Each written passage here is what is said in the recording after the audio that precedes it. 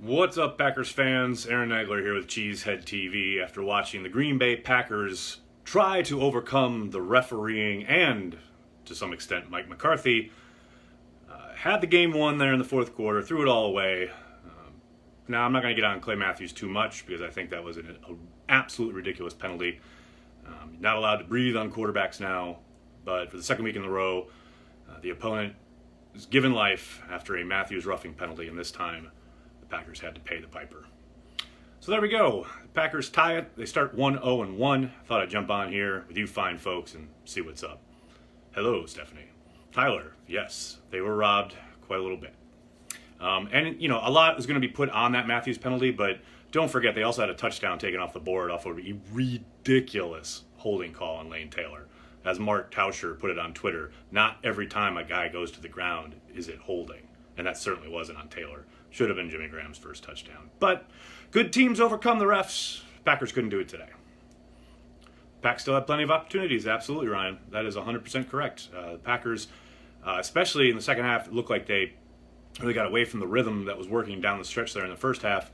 Kind of disappeared. The running game was forgotten again by Mike McCarthy and Aaron Rodgers. They seemed to get back into it a little bit. That game should have been over as soon as Clinton Dix picked off that pass. But two shots to the end zone, both incomplete, allowing Minnesota not to have to use their timeouts. That's, to me, the story of where the Packers could have put that game away and didn't. And that is on McCarthy and Rodgers. Ties can kill you come playoff time. Playoffs? I mean, had to say it. But it's week 2. We'll worry about the playoffs when they get to December. Can't wait to play Minnesota again. I agree, Jason. I thought that was a fun game to watch. Two pretty evenly matched teams. I thought the Packers on defense just kind of ran out of gas. Obviously, the big play over Devon House was a big turning point. Kevin King getting injured, his groin injury, that worries you. You don't have this kid in the tub all the time.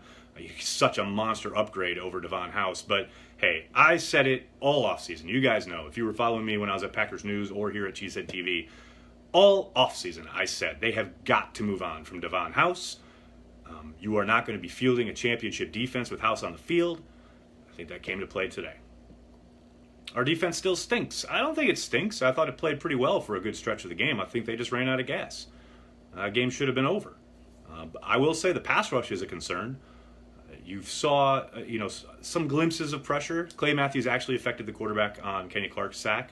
That was a nice thing to see. But for the most part, they couldn't get home, and the only way they were able to get home was when Pettin was able to dial up some blitzes. And I think once King got hurt, he did not feel comfortable putting Devon House out on an island, and he didn't call as many pressure calls there down the stretch. Not a contender. Clay should be released. Well, I think that's silly on both sides. It's week 2. We don't know what anything is yet. To say they're not a contender is absurd, especially with Aaron Rodgers at quarterback. And Clay being released, that's, why? So we can see more Kyler Fackrell? Great plan, Junior GM. Some horrible calls by the refs. Yes, absolutely. They shot themselves in the foot. Absolutely. Cut House when Jones comes back next week. It's a possibility, although it's interesting that we had 2 of our 3 rookie wide receivers in street clothes today as healthy scratches.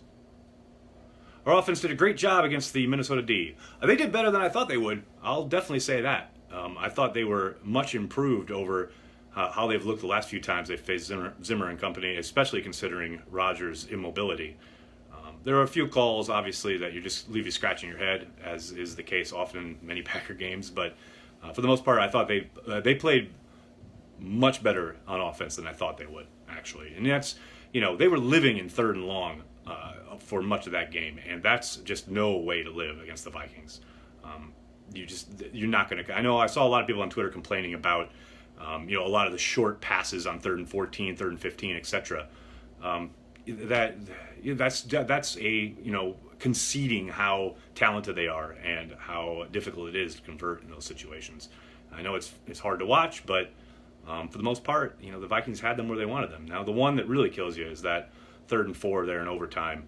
They came with the overload blitz. Bakhtiari didn't really know which guy to pick up. That kills you. That you don't want to go down that way. Were they picking on Matthews? Kendricks has the exact same tackle. I don't know. I mean, they got called for it too, right? So I don't know. Why didn't the offense chew the clock? Man, after the Clinton Dix INT, I am right there with you, man. I have no idea. And that's why I said at the top of the video, it was like they had to overcome the refs and McCarthy towards the end there. I mean, just run the ball, make them use their timeouts, kick the field goal, which he ended up kicking anyway, rather than taking those shots at the end zone, which, look, I get it. McCarthy's in a bit of a hot, rock and a hard place there because, in regards to public opinion, because, if he isn't aggressive, people kill him for not being aggressive. And then when he is aggressive, people get all upset and say, just run the ball. But I think from a game management standpoint, that was the obvious play. And, they were actually running it quite effectively throughout the game. Not always, but for the most part.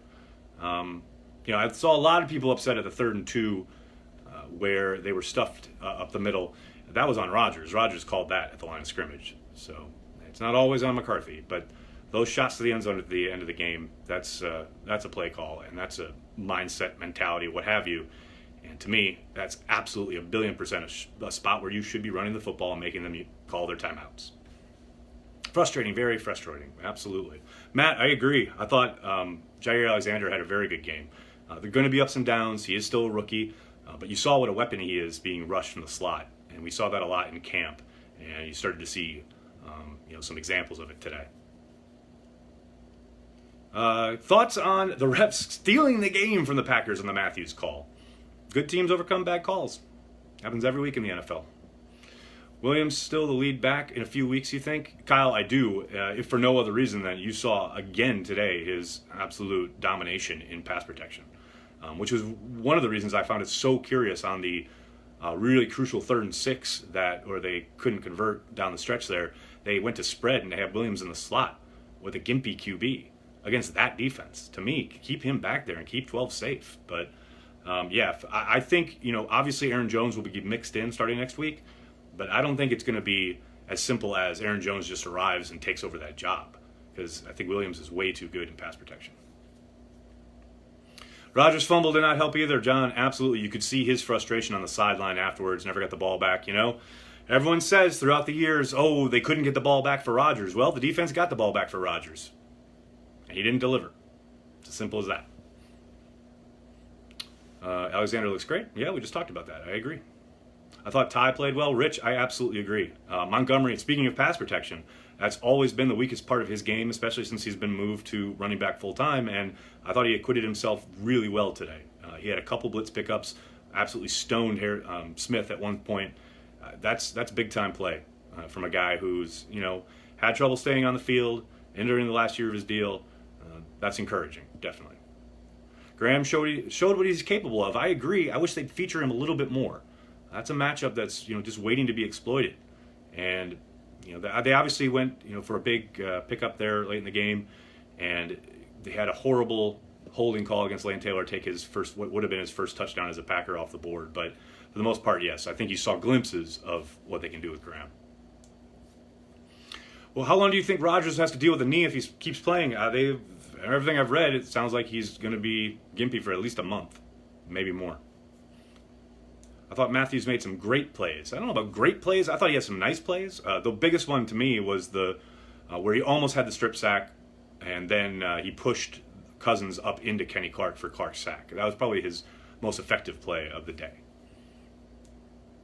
Could have brought Monty in sooner. Well, I think they like to put him in there when they're in kind of hurry-up 2-minute situations rather than regular, normal down and distance. Why can't they cover Thielen? He's been a thorn in their side. There's no doubt about it. I mean, on the long pass there in overtime to set up the final miss from the Vikings kicker, which, God, how hilarious is that? But, he has that long drag route. Jackson's trying to cover him way across the field. That's on the pass rush not getting home. I mean, Cousins sat back there with all the time in the world. You got to be able to affect the quarterback a little bit more in that kind of situation. Time to sign Eric Reed. Mike, it's been time to sign Eric Reed since March. But they're not going to do that because they're the Packers and they're stubborn. And because Eric Reed is suing the league, so I doubt they're going to be signing anybody of that caliber anytime soon.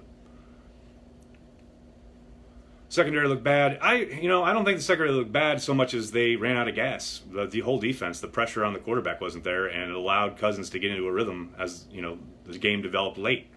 I thought they played pretty darn well for the first 2.5, 3 quarters, and then it all just fell apart in the fourth quarter. Now, that's not to absolve anybody, but I think for the most part, you've got plays like the one down on the goal line where they run Diggs back and forth to make sure that it's man coverage. They see Tramon Williams tracking him, and so they have that great play set up with a kind of a rub route there to get him free for it. That's not, you can't kill the secondary for that. They do a great job of getting that bunch set on the right sideline, making sure they've got Devon House, who they see is in there for Kevin King, who's injured, and they get Diggs on House. That's play call. That's play design. That's a really good job. You got to remember, the Vikings are Super Bowl contenders. They get paid too. So, yes, it's frustrating to watch, but, it wasn't a complete washout. Yeah, there was a lot of promise there, a lot to work on. It's only week 2. But yeah, they ran out of gas down the stretch. There's no doubt about that. Green Bay just experienced the Cleveland Browns victory. House isn't the same. House shouldn't be on the team. It's that simple. If you want to play for a championship, Devon House should not be on your team. I'm sorry. I'm done sugarcoating it. Done. It's like Kyler Fackrell. The game is on the line. The game is on the line. And they have Kyler freaking Fackrell rushing the passer. And I should put rushing the passer in quotes. That's just not championship caliber. I'm sorry. When is management going to finally hold Mike McCarthy accountable? Zimmer always gets him. Except for all the times when they beat him. I love that. It's going to hold him accountable. For what? For tying one of the best teams in the league? I mean, yeah, there were definitely problematic moments in this game, but what you want him fired? That's absurd. King going down made the difference. I don't know about the difference, but it certainly made a difference, and a big one at that. He was playing well prior to his injury. Did Oren Burks play? No, Shane. He was sat down for the second week in a row. Still dealing with that shoulder. Groin injury. That's right, Deborah. King had a groin injury. I think the rest will figure out what good and bad calls are. Pam, oh man, I wish. I don't hold any hope. When it comes to the National Football League, they have made it very clear that they hate the game of football. You saw another example of that today. Burke should be ready next week, Rich. That's been the word. We'll see if that's the case.